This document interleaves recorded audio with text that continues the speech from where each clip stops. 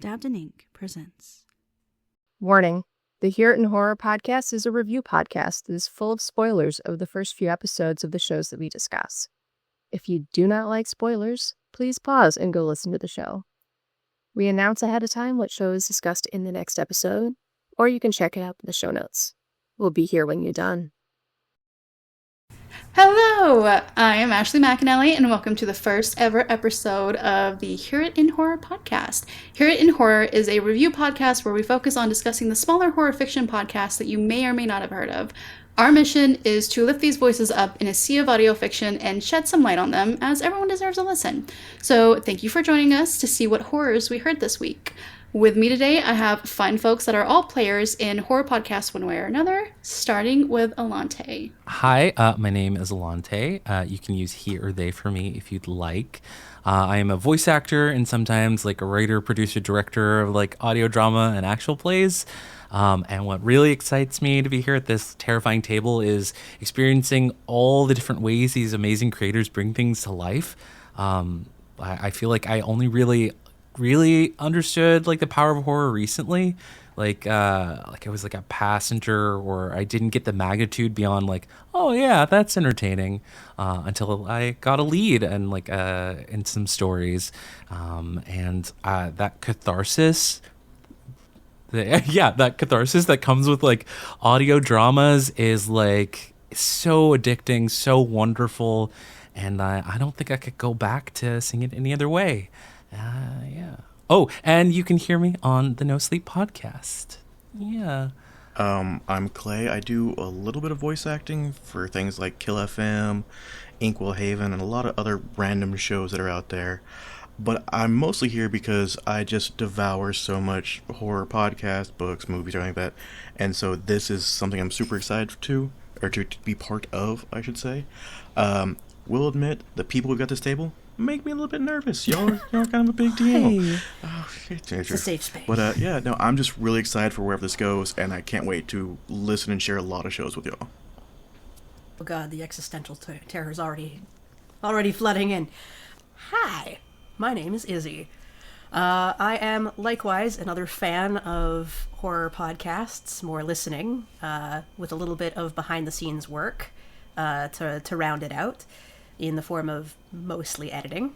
So you'll probably hear me chime in a fair amount about different decisions made on that throughout this exercise. I've also a little bit of experience in film, where I've done some work on a couple of horror-related projects in terms of set decoration. So there's connections, I guess. I can validate why I'm here. All right. And my pronouns are they or he, please. Hi, I'm Jessica McAvoy, probably best known for my main gig, voice acting and editing over at the No Sleep podcast, but you've probably heard me around the horror audio drama sphere if you're a regular listener to Creepy or The Wicked Library or Campfire Radio Theater or It's All in the Cards. So my general background is primarily voice acting and more like script editing. Haven't delved too far into production outside of doing my own stuff for audiobooks, but that's probably not the best, all things considered, so we'll stick to voice acting. Okay, and thank you, Jessica. So I do want to call out, though, that we will have another member who will be joining us later. That'll be Morgan Valco, my co-creator with Dabbed in Ink. And I just realized I didn't give myself an introduction. Hi, I said my name, but Ashley McAnally. I created a couple different podcasts. It's All in Cards, the main one, and then we also did Escape Your Fate. So I'm mostly writer, voice actor, producer, director. Yeah. I work with Jessica over at the No Sleep podcast in the editorial department. So Morgan is my co-creator with Cards, and they will be helping me host some of these episodes as well. So expect to see her soon. Okay, with introductions out of the way, let's get to it.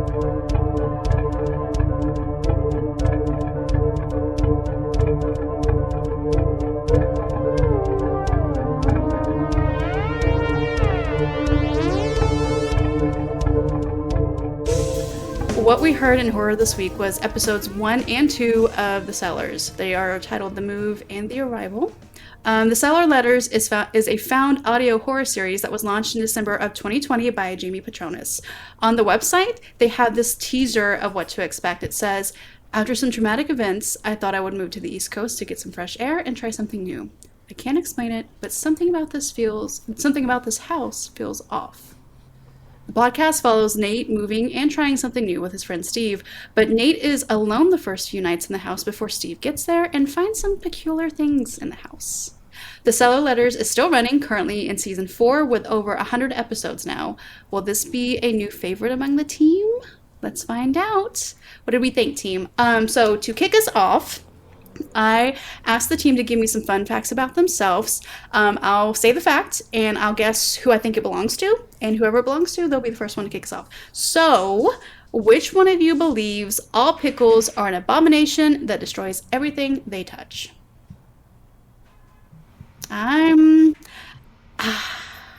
Izzy. Listeners, you can't see this, but she was staring at her faces really hard.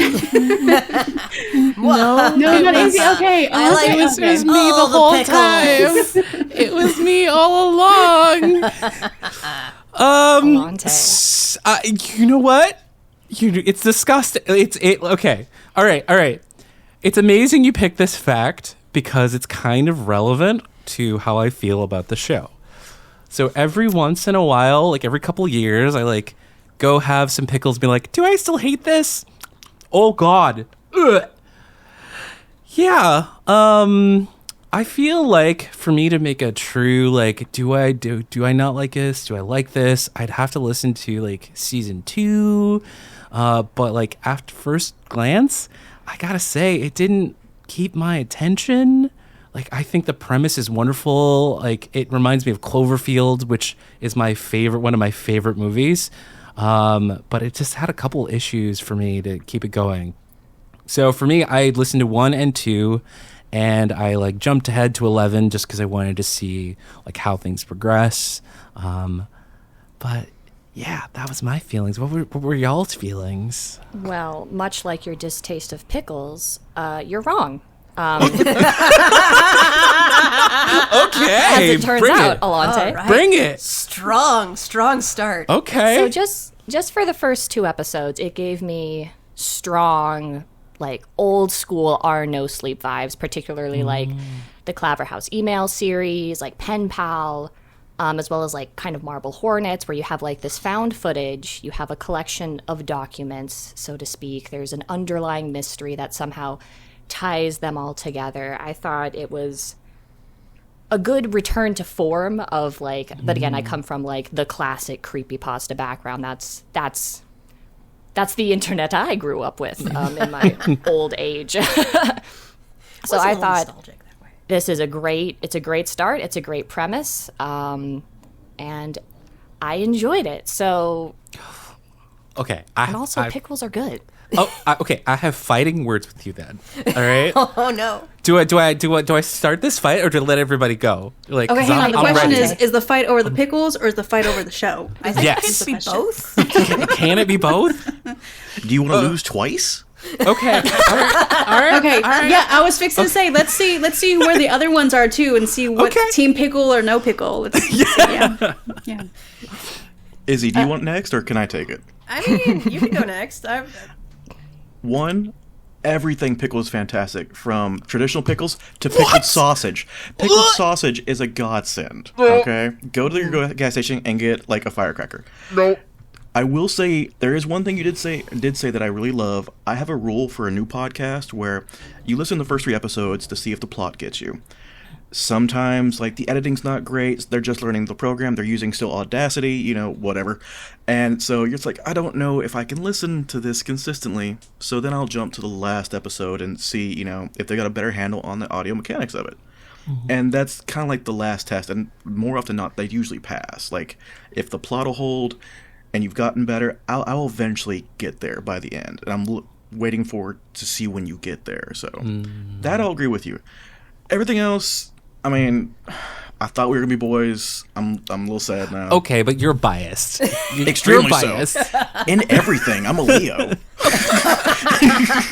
Clay, we'll be boys. We'll be boys. Okay, We don't but need you're Alante biased to in be the sense boys. that like you're caught up though. You're Oh, okay, I've been here since like month 1 on this show, so yes, I get that. But so I was there at the beginning when it was just like, so we've got the recorder beeps every 30 seconds. Okay, but I still love what they were telling me, and I just kept going on with it. It's not like I just binged it and like, oh, eventually it got better. No, I've been riding this train. If anything, he has, more relevance than you do here because he listened to the whole thing. So I don't know, Alante. all right. Oh man. Okay. Shots all right. fired. Tap me in, coach. Tap me in. It's a good thing we're doing this remote. Like, otherwise we may not walk out alive. Okay, before we throw the gloves on, Clay, did you have anything else you wanted to add? Not really. Like I said, I like... Oh, okay, actually, one more thing. So, of course, it's supposed to be found footage. It starts off, our narrator is, like, oh, I just thought I'd do this podcast. And I think the way it's done delivered, I think some people will lose on it or will overlook it because they don't like the way it's delivered, but I think it's done so perfectly as a character who's like, I don't really know how to make a podcast, I'm just kind of doing this, and I think that really works with the character and the world building. Like, it was really well done. Yeah, Team Pickle. Team Pickle. What? Really? I'm on an island? Well. All right. Dude, all I eat right. pickled herring. It's... Damn. Okay. Alante needs a P.O. box, and we need all the people listening to send him pickled eggs. Pickled eggs. Dude, I make some dope pickled red onions, some pickled chickpeas. We can hook you up, my brother. We can, yeah. you It's a wide field. Anyway, I'd say like Pickles, it's a very snackable podcast. that's a good point. Like, it's definitely got a sort of, like, the setup for how we are experiencing the world is definitely through this recording beep-filled sort of thing. And they do tone it back as time goes on, as a narrative kind of window into, like, how we're experiencing this universe. So I appreciate that, while they do take a little bit liberty in the first couple episodes, that it does, because I snacked further than I should have for our required listening on this one. So I'm hearing we all have listened to more than Alante. Is what Maybe I'm a little hearing. Okay. All right. All right. Okay. I'm not all right. going to stab Alante in the back here. You could stab all you want. Just don't kill me. Okay. So there were lots of things that I really did enjoy about the show. Like I have a clip where like there was some beautiful audio like lingeringness. Like it was this like beautiful void that like built that supernatural that I loved. But for me, I just didn't find the main character charming. And that made it hard to continue. I realized though that like maybe the point is that he is stiff, right? Like that he's like just stumbling into this. I love that. I loved the production, like that, like it was like really room tone-y in the beginning, and then progressively things got better. Like he's learning audio engineering, like that was all great. But for your first episode, for an episode that like keeps going like that, where you only have X amount of characters, you kind of have to have a charismatic lead for me to keep going. That's me. So. Before we get too much further, did we want to kind of talk about what the basic format of the show is? Probably. I think it's a good idea. Yeah, we're so- pretty deep into those weeds already, so we should probably So probably map the basically, landscape. we have our main bro, who Alante thinks is boring. His name is Nate. yeah. I'd say he was boring. He I called him need to. uncharming. that's so much worse. I think just the like, downside this man. watching Alante and like the charisma Alante exudes, his bar might be different than ours. It's like Yeah. he's not near me. Alante is such a player that he just like judges other men. He's like, could not It's play. that no pickle level that we're not on. He's got no pull. No pickles have heat aura, or full zest, gherkin. yeah. We're gonna start our rating basis. Whether whether the show is Pickles or not. Yes, I am here for it, honestly. We're coming for you, Rotten Tomatoes. Maybe more of a binary, like a pickle, no pickle, rather than like pickles out of jar. So Nate has gone through some trauma, and Alante thinks he should be punished for that. And so he's moved to a new house with his dog, and he's going to get a roommate, Steve. We love Steve. Steve's great. Steve's great. But on the first day when he's there alone, he's like, ooh, a basement. And then there's like a room that like the landlord doesn't know about because, of course, there is. And he takes the screws off the door or whatever because it's locked and he can't get in because, of course, it is. And it's filled with filing cabinets. So he goes into the room. He's like, ooh, what's in here? He has a lot of oohs. He doesn't. I do. He pulls out a letter. He opens it up. Weird. Just weirdness. It seems like all the letters are addressed to some unknown individual documenting strange experiences, which is why I compared it to the Claverhouse email series. And then they kind of go over the letters. That's the first.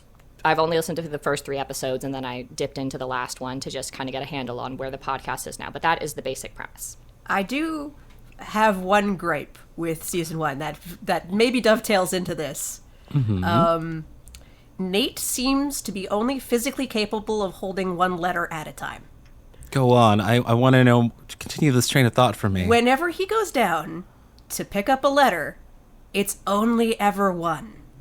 Did you guys notice that? Like he brings up a letter and it's like, okay, I'm gonna get some of these files, and he grabs exactly one file. And they are pretty short letters they still. are fairly short letters. That. So okay. So maybe there's you can back read into that, like, oh no, the scary ghosts in the basement you're only allowed to take one or something. But like, for whatever reason, there's a 1-letter limit on Nate. He's busy. He just moved in. He's got a dog. Give the man a break. He does have a dog. I think, too, it comes down to there's 2 types of people in this world. Oh, sorry, go ahead. Sorry. He has the carrying capacity of an overloaded Skyrim character. I'm sorry.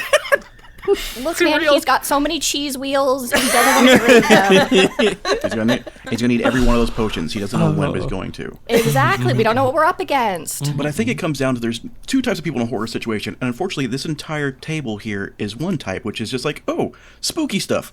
I'm gonna take the arm load and just take it with me. The average, you wouldn't take an arm load and spook him? No. Well, no, if it's like crystals, and no maybe. Really? Okay. Okay. Okay. In that case, then we have Alante, who was like, "This is a scary thing. I'm going to take one and see what happens." I am a person of color. I don't fuck with things like that. It's not a thing I do. Like, if it were just the first time, I'd be totally up with this whole thing. But they're like, I'm a set dresser. You just don't go down for one piece of paper, You just Maybe it's cold down there. Did you consider that? Did you consider that it's cold, Izzy? All right, I'm just going to go down. I'm going to tag the filing cabinets, and then I'll be back upstairs. Like, maybe, did you know that opening other people's mail is a federal offense? So maybe he's like, I want to see what this is, but I don't want to go to prison. We have a law-abiding citizen, and we're going to punish him for that. I like that explanation. That's legitimate. I like it. I got to shoot that explanation down because these stories are really short. These are postcards. Let's just admit that these are small little postcards. They could be in envelopes. We don't know. It's a podcast. I think we're somehow reinforcing Alante's no pickle argument. Okay, all right. Well, then in that case, I want to give you a pickle argument, I guess. If you'll indulge me and let me play a clip. I did really before. What is his name? What is his friend's name? Steve. I don't remember. Steve. I was starting to like get into it, and that's why I jumped to 11 because it was like Steve was a nice foil to like the stiffness. So I wanna. You would like Steve. Well, I didn't like him enough to continue, but Now he says it's just the pipes, nothing weird apparently, but it's still pretty freaky. So you go downstairs into a dark basement. And you get freaky with Jim's pipes, huh? I'm being serious. If you don't believe me, just read this. I really enjoyed that. That like it really did feel like a friend just wanting to mess with you, and that's the kind of thing that would keep me like super engaged. They They do have a good dynamic. Yeah. Yeah. But on the con side, because the dynamic was so good, it did bring up a few little bits of writing things. There was like a couple of things where it's like, yeah, I got it out of that cabinet that I opened downstairs. Like when people would just say like, yeah, I got it out of the cabinet, you know? Like, so there were a couple of little things that like added up to make me reach my verdict. But I like Steve. I do wonder if they recorded together or if they recorded separately, because if they did not record together, I think that they did a very good job of editing those voices together to make it sound like they were having a conversation together. So big editing props on that, or big acting props if they were in the same room together or online together, acting together. Yeah, I thought it felt very natural for dialogue. Which is definitely hard to do. I mean, Yeah. I don't care even if you are in the same room. Just getting the script to feel just completely natural is amazing. Especially with like vocal noises, like laugh here, joke here, chuckle here, stuff like that, where it's like you could be like, ha ha ha, ha, you know. Apparently, these guys have a fairly large improv background. Oh, okay. So I would guess that they did record in separate spaces, given how like the audio is treated.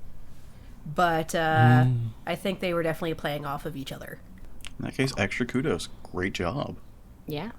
Okay. Do you think that the script was like all there, like from start to finish, or do you think that like it was like bullet points then if they're improv people? I listened to some of their behind the scenes stuff. Ooh, Oh, there was behind the scenes Yeah, stuff. they have behind the scenes stuff for patrons, I guess, but it was also just listed on Pod Addict. Went a little bit into their process, and a lot of it is like the main points are definitely sort of scripted and put forward, I think, is how it went, and then they sort of riffing off of each other. There's a lot of space that's kind of been left there. that would explain why the dialogue sounds so natural and less scripted, because it wasn't scripted. That's cool. I like that I element. love that. Yeah. All right. Different format, right? Like All right. playing to their individual strengths. Yeah. I am now 3 centimeters closer to Pickles. I still don't like them, but, you know, How far We're away getting did you there. start? Also, phrasing. I wasn't gonna say it. We'll let it linger. I didn't say 13 inches. Jesus. And I'm out.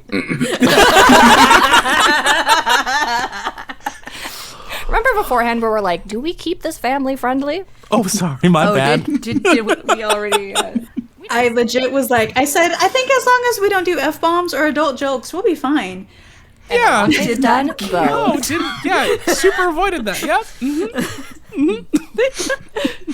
Slipped by Pickles with. All right. So please continue to like convince me, because I want to really love it. I do. Like they had a lot of little things that I was like, this is great in like isolation. So like, is like there another clip? So I picked this one because I think it is an actually really good example of a trope that you see in a lot of different sort of horror podcasting design, but I think it was really well done as far as particularly to pull out on like a first episode kind of thing.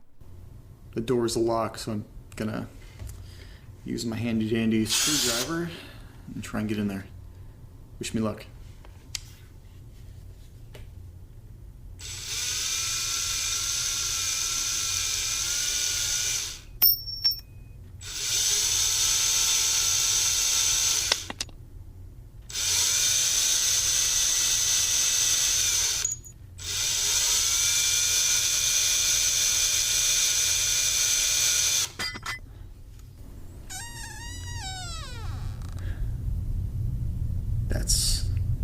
That's really weird. There's just a wall of file cabinets. Let's open one up. Jesus, there's some rows and rows of letters here, like hundreds of them. I'm gonna take a few of these upstairs. I'll be right back. Okay, I love that. I'm curious about your trope, but I love the little, like, building wub, whatever that background noise is. Yeah, it's a little bit of fuzzy distortion. And it comes from this idea of probably ghosts messing around creating magnetic fields and things like that. You see it a fair amount in things that deal with, like, supernatural horror. So, in this instance, like, what a lot of the things that I noticed about this first episode is that they started early. Before he even moves into the house, there's actually a very subtle little thing that happens, if you're listening for it, where he ends I've got this, very relatable hook of a cheap rental that I want to move into, and it would be stupid not to do it. And then there's this little static that, like, disrupts this thing. It's like, okay, that's weird. So it's like, we have a little bit of this sort of hint that, like, maybe this is not so much the house, maybe this is more Nate himself. Yeah, episode 2 It is kind innate. of potentially introduces him as an unreliable narrator, because Steve brings up there's some unknown trauma that he's escaping from. Mm-hmm. But speaking more to the room tone you mentioned, I like the use of room tone in general. So even when he's not in the basement, there's just like the gentle hum that you'd get if you're not doing any sort of noise removal or something. And then when the recording clicks off, pure silence. Yeah. And then it clicks back on, and you have that room tone again when he's speaking. If anything, I think it'd be cool, since it's meant to be like an amateur podcast, amateur recording. If there was more background noise, different kinds of room tone depending on which room he's supposed to be in. But then there's a very distinct room tone for when he's down in the cellar, kind of that like wub.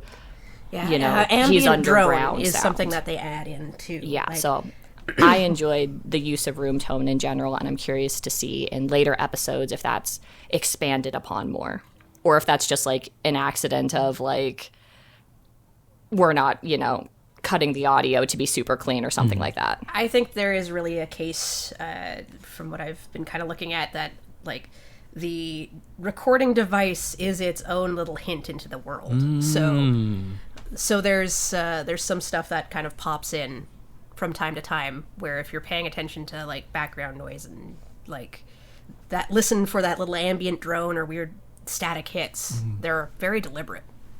Okay. You guys have convinced me, because this reminded me of the beginning of episode 1, where this was all super apparent, where Feather and the voice actor for Nate's Cap, that I wasn't sure that it was like the character or a real person in the beginning, but being like, hey, it's the pandemic, like, things are wild, I don't know what this is supposed to be. That felt super real, because I was just like, yeah, back in 2020, this is all super plausible. Like, I'm going to move across the country because I have no job, because everybody got laid off, and, like, money's tight. And also, this is the thing to do, because what else is there to do, right? Like, so kudos to them. Wuthering Heights situation. Yeah, he was like, do I start a podcast or do I start streaming on Twitch? And, the podcast won. Yeah. Oh, man. Haunted Twitch stream, though? Here for it. Oh, all right. Here's the negative. I'm going to add a negative, though, because this reminded me. There were a couple of, like, lines that would work better more modernly as, like, a Facebook Live, TikTok, or whatever. There were, like, a couple of out loud thoughts that could have been, like, comments from the 1 or 2 followers he has because they're family. That I was just like, oh, yeah. It's a little bit of writing thing for me. Yeah.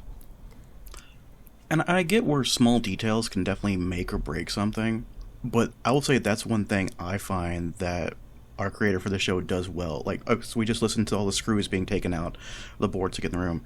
So, of course, he's got the screwdriver in one hand, his recording in the other one, so, yeah, they're going to fall and hit the floor. It's just one of those nice little things that, like, he's not going to catch them, and so it's a good sound design that just makes it more realistic, in my opinion.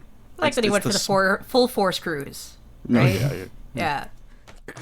And definitely did hand wave of, I'm just going to open this door, I'll get back to you guys when I'm in the room, and just completely just sideswipe it. I like the fact that you put the effort in. Yeah, and it sounds like later on in later episodes, because there are a few moments in the earlier episodes where it's like there would be noises for things that we're not hearing, like he's typing or he's like on the phone with somebody and you don't hear that. And I was like, do we get more of a soundscape later on? So then when I checked in on the most recent episodes, we do get more of a soundscape later on with what's going on in the room and as far as sound effects go. So if that's like, you know, something you're not super into right now where you want there to be more of a soundscape, I do believe that as the story goes on, they do have more of a soundscape for what's going on in the world. Oh, And okay. as another point, little spoiler maybe, they do actually have comments from people from the podcast later on. Oh, good. Okay. That Almost like on one episode of a podcast, you wouldn't have comments yet. Yeah. Alante. Yeah, Alante. He would, the way he set up the beginning of the story. Did So, your podcast okay. automatically get comments? Wow, that is a deep cut. That hurts so much. I'm going to cry now.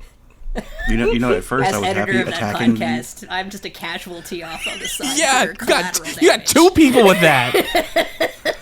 Look, At man, the beginning, it was fun to attack you, Alante, but now I'm starting to feel a little bad. Honestly. If it makes you feel better, the early comments for No Sleep were like, "Who is this chick?" and "Please get rid of her." So Oh, no what? comments are sometimes better than bad comments. Lame. Oh, okay. Zach, Okay. Come on.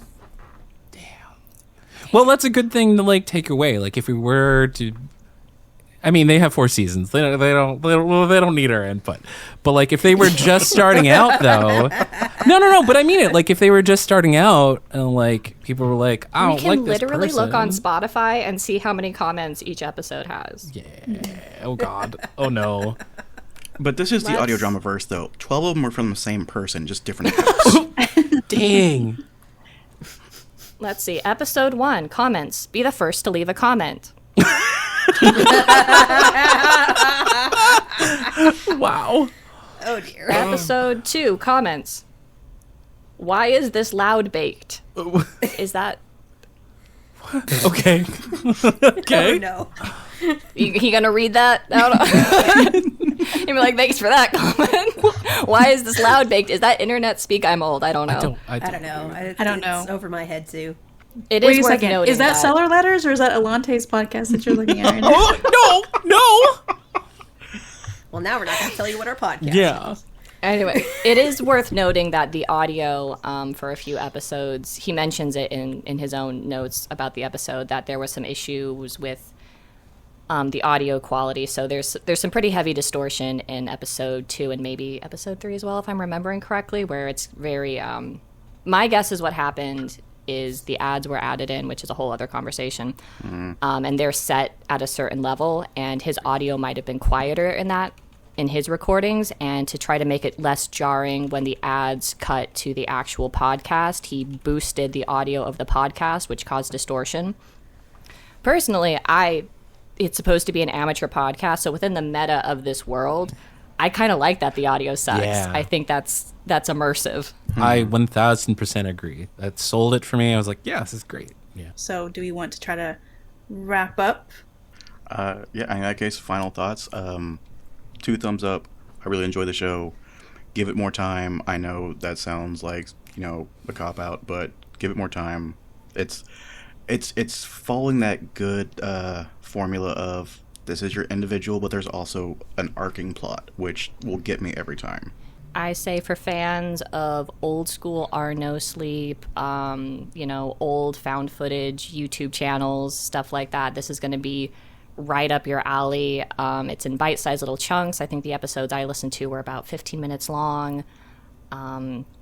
Yeah, so if you're a fan of like that old school found footage kind of like, ooh, there's this weird thing, let's investigate it piece by piece thing, this is going to be entirely your jam. I will say that I think that is a cap in its favor, that while I didn't initially enjoy it, I think I will go ahead and give it a couple more episodes and, bleed into season 2. It's like the perfect length to do that. I guess for my part, I'd say that this was largely a win, with a little bit of trouble, I think, sometimes in forward momentum later on.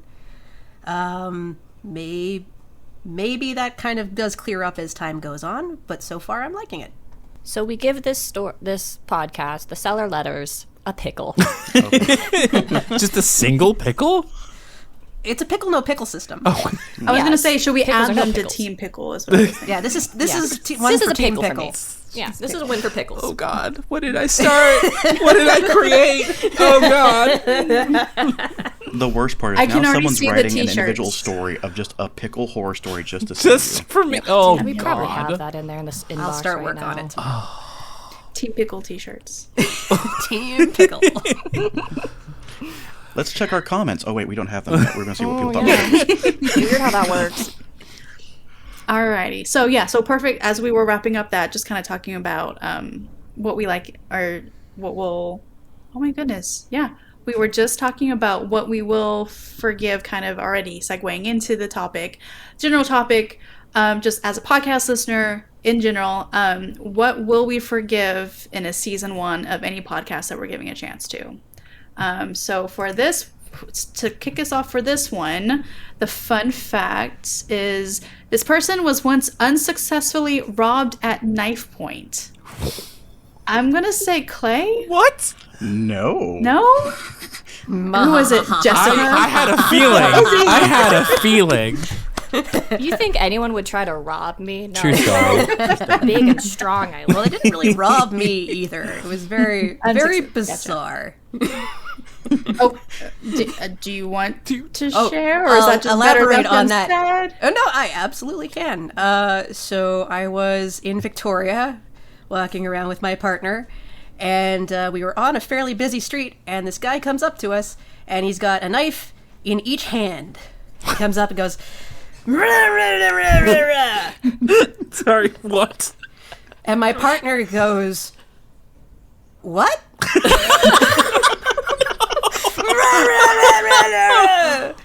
I can't understand you. So both of us just stood there looking like shocked sheep at this guy.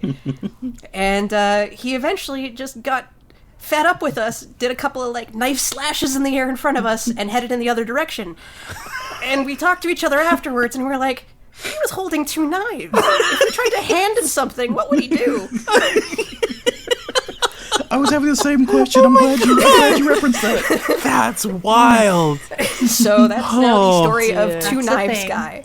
Edward Scissorhands falling on hard times. Really is.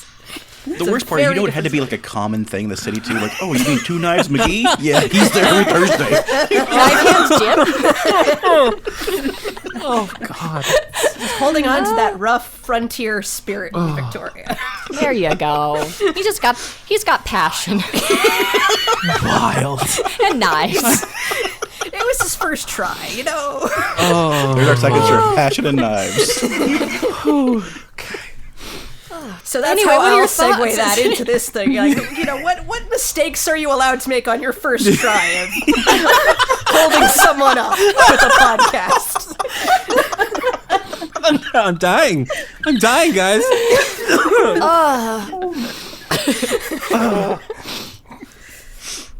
Thought you would enjoy it. Yeah. Oh no, I've broken Clay. Technical difficulties. Please tell us what's forgivable. I attempt to compose myself. Okay, while Clay's composing, Izzy, do you want to go ahead and kick us off?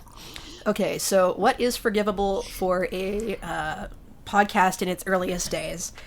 I would say basic sort of audio proficiency.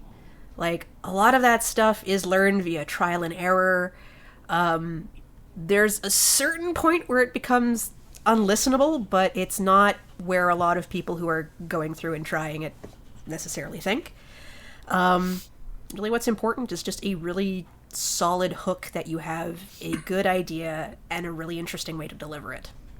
Yeah, I'd agree. I think, obviously starting out in audio, you're not going to know everything, what to do. My early stuff is not good. There was once a story I recorded for No Sleep that my laptop mic and my actual mic, which might have been a blue snowball at the time, Lord have mercy, were recording at the same time, and I didn't figure this out until after like recording this story like 3 times, and David, God bless him, was like, I'm gonna put a filter over it, we're gonna pretend like it's like a record recording, we'll make it like the bad audio is like part of the story or whatever, God bless him. But I almost quit voice acting right then and there because I could not figure out what was wrong with my mic until I went on like 1,000 different forums, and one person was like, make sure your computer's not also capturing audio while you go.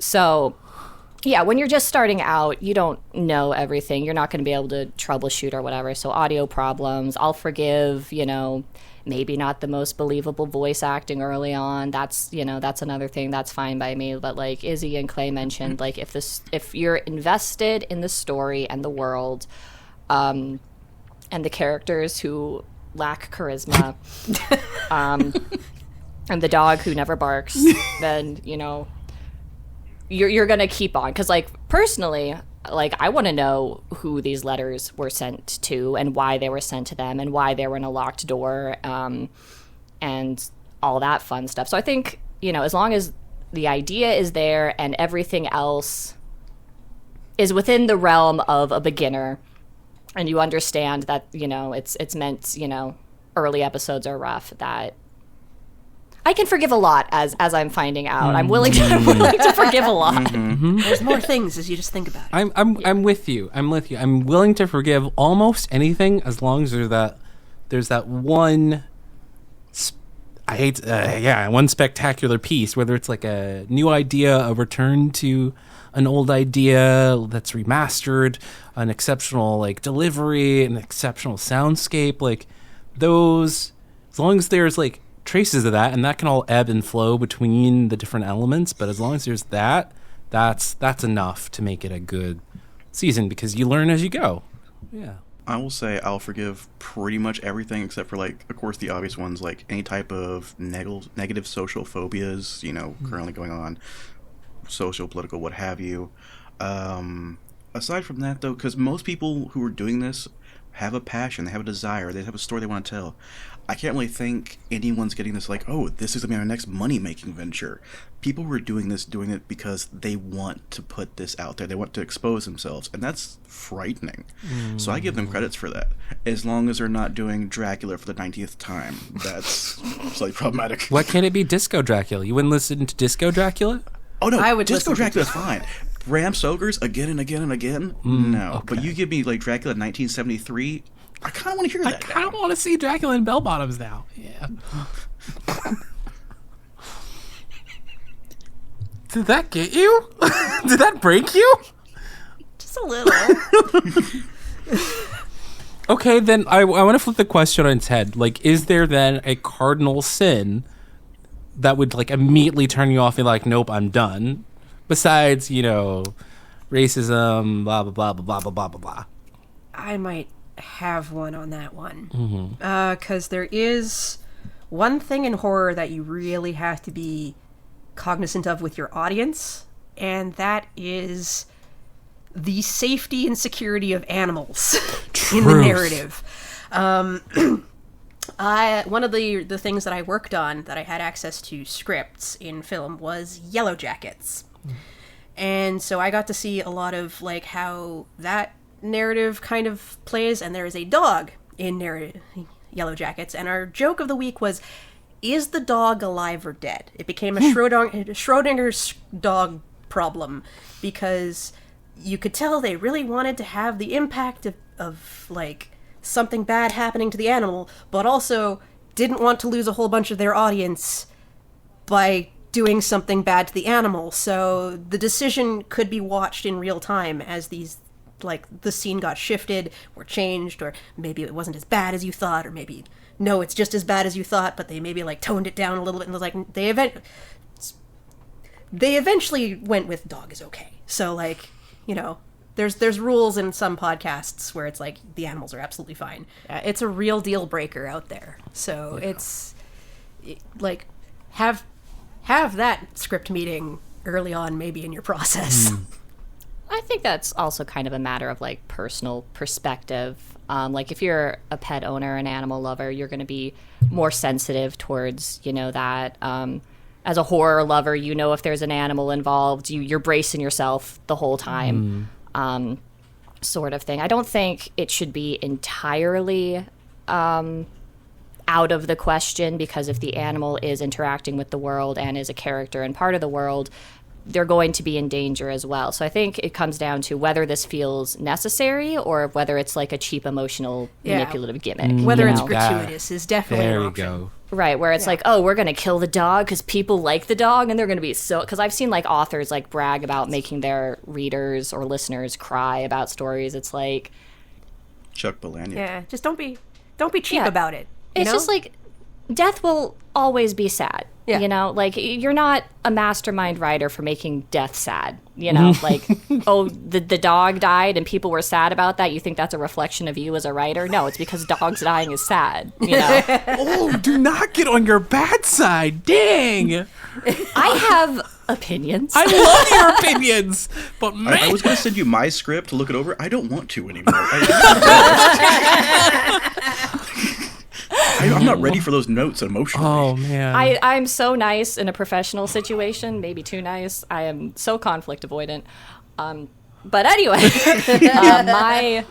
my thing that I would say would turn me off to a show is more if there is like an annoying audio sound.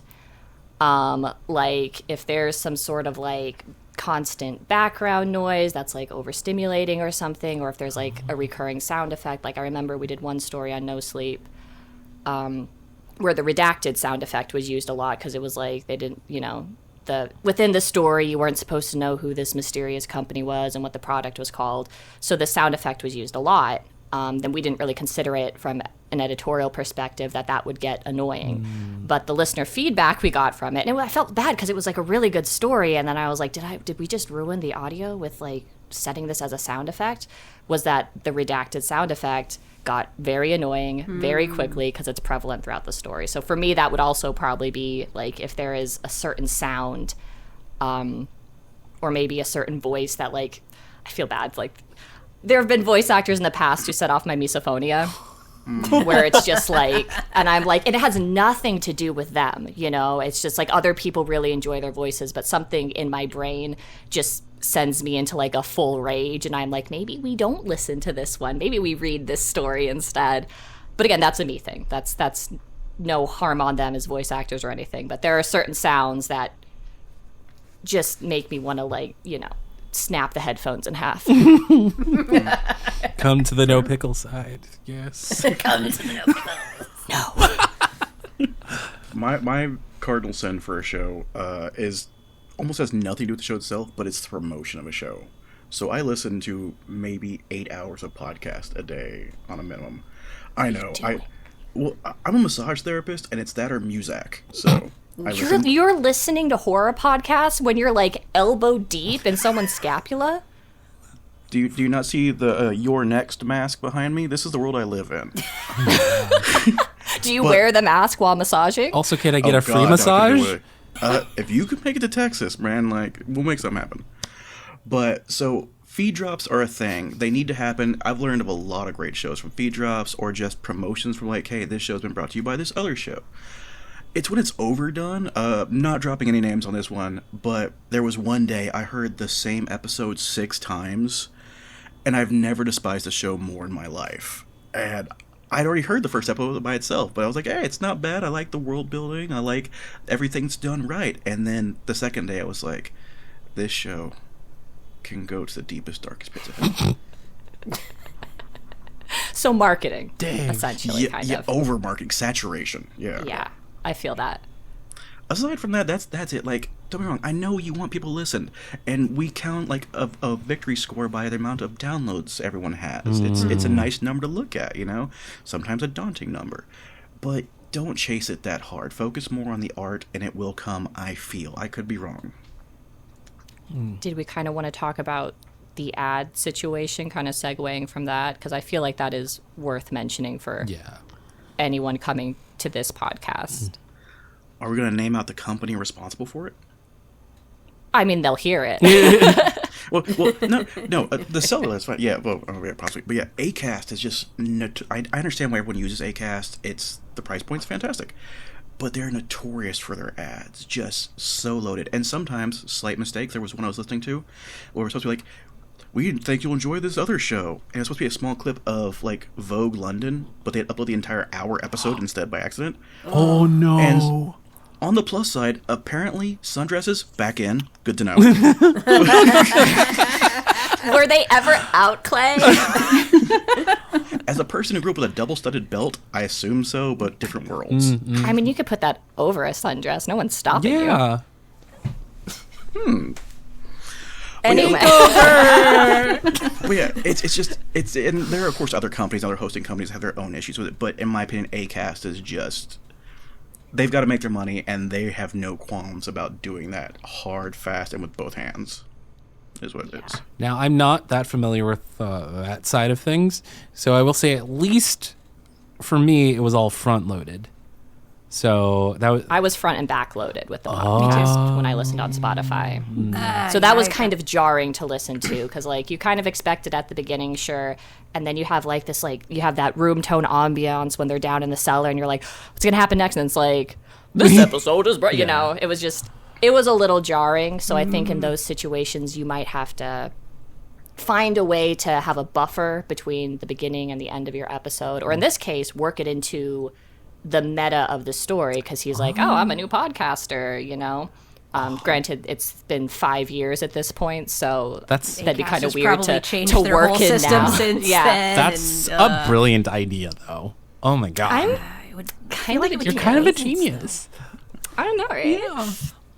But yeah, so I feel like it's worth mentioning, so that way you don't like go to Spotify or however. Don't listen on Spotify, by the way. That's the worst way to earn your podcast's money. But if you're listening wherever you're listening, and there are ads, just know that that's kind of a necessary evil in the podcasting world. We want these creators to get paid, but if you come in knowing you're not going to be like, I tried to listen to the podcast, and the first, I think it was like 3 minutes or like almost 5 minutes were ads, which is rough. It's a lot. So just keep that in mind. You can skip through the ads depending on what app you're listening on. The meat of the story is still there. You got to deal with the ads.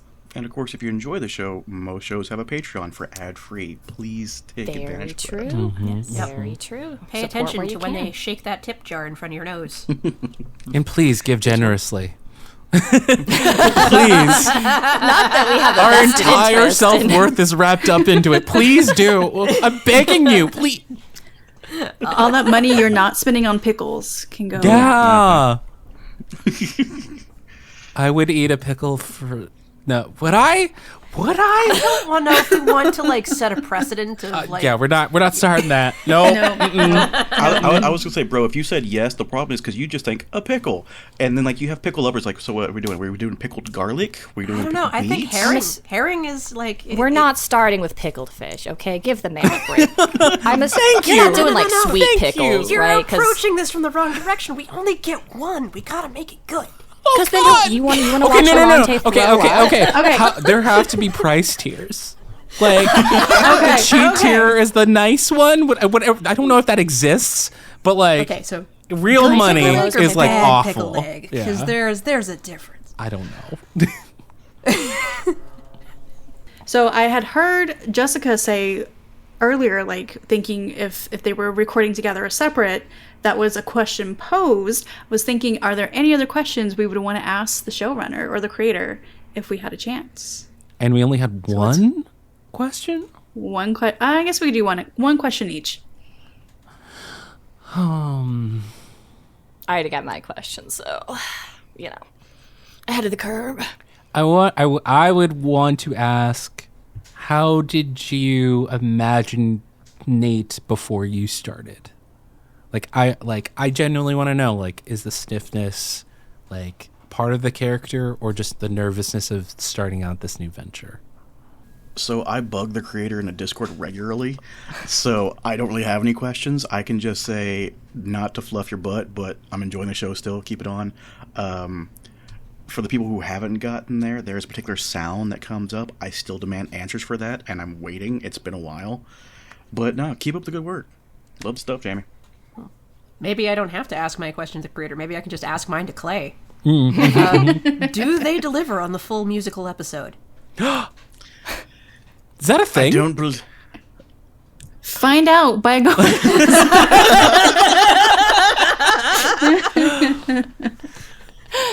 I will say, I think it's every serialized drama creator's idea that they want to do a musical episode. But yeah, keep looking, keep listening, find out. Tease. Alrighty then. Well, then that wraps up today's episode. We hope you will give these episodes a listen and tell us what you think. Or if you have a horror podcast that you think we should review, we would love to hear from you. Again, thanks for listening to the first episode of the Hear It in Horror podcast. We hope you keep tuning in for more horror podcasts to check out. Until next time. Bye. Bye.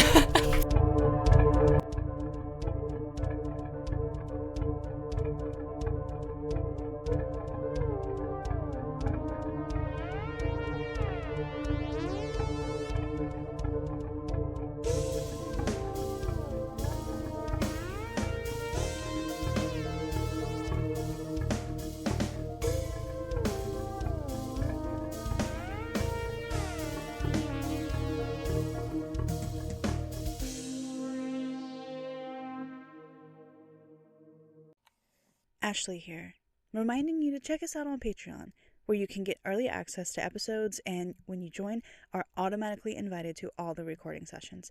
Follow us on Instagram at Hear It in Horror Podcast for all the updates. Hear It in Horror Podcast is brought to you by Dabbed in Ink. Here, adventure.